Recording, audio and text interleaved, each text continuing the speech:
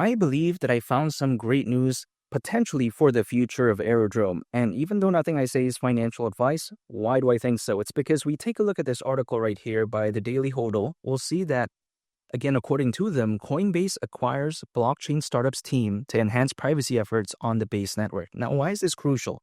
It's because, as we all know, Aerodrome, it's a very famous decentralized exchange on the Base network. So, of course, naturally, if there's good news for the Base network, much like this, I think, of course, it could translate to Aerodrome doing good, especially in the future as the bull run progresses. Because, of course, we know that usually, these projects that exist on these places, like for instance, we saw many projects on Solana, it went along with the ride as Solana grew. So I think that as the Base network does grow, especially as it gains more popularity, more fans, during a fully fledged bull run, I think it's only fair to assume that Aerodrome is going to go along with the ride as well. So of course, naturally, good news on the Base network, I think is going to equal good news for something like Aerodrome, especially moving forward.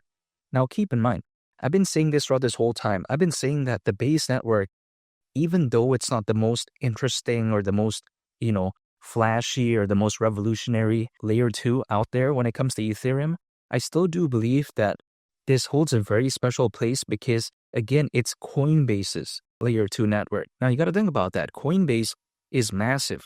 You take a look at the exchange, for instance. It's one of the biggest in the world. As long as they have a layer 2 network, I highly doubt it's going to fail. Really, anytime soon at least. I can't say 100% for sure, but when I take a look at something like this, yeah, sure, there's other layer 2s out there like Arbitrum, for instance. But does Arbitrum have that type of, energy? Does it have that type of aura? I don't really think so. Keep in mind, right, the price of AERO has dropped so much to the point that the prices are now very similar to what it was back in early September of last year. Let me just let that sink in. When AERO had that pump, a lot of people were saying, oh, wow, we can't believe we didn't get into AERO in early September. Now, I'm not telling anyone to buy AERO, by the way, but I know some friends personally who said that back then, but then are now afraid to acquire AERO given the fact that it had a pullback. But then it doesn't make sense, right? When it pumped, they were a little bit agitated that they didn't acquire when the price was low. Now that the price is very similar to that low point in which they wish they would have acquired back then, now they're saying, oh, yeah, no, we're all good. Wow, I just don't get that. Now, it's totally my friend's choice, right? It's totally their opinion.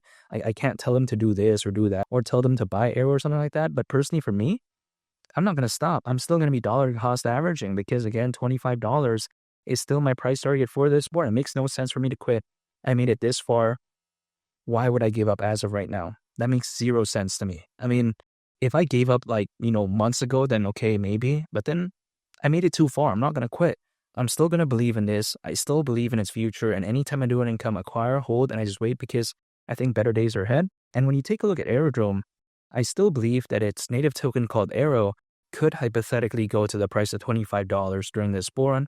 And even though nothing I say is financial advice, the reason why is because, first of all, I think the DeFi market, aka the decentralized finance market, is on the rise. And that's a market, of course, that many decentralized exchanges are naturally focused on. Keep in mind, right, the decentralized finance market, according to Grandview Research, is predicted to reach over $200 billion by 2030. I mean, just let that sink in. Even if we take a look at AERO going to the price of $25, considering current circulating supply, at that point, market cap would be around $20 billion. Now, that's around a 45x from here.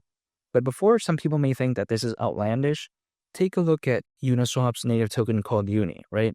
A very popular decentralized exchange. Back in 2021, Uni reached a market cap above $20 billion, right? It was its all-time high in terms of market cap. Now, people may be thinking, okay, Uni was able to do that, but what makes you think AERO could do it this time around? Now, here's the thing. Back in the peak of the 2021 bull run, there was roughly around 300 million crypto owners. We fast forward to today, according to Crypto.com research, there's over 600 million.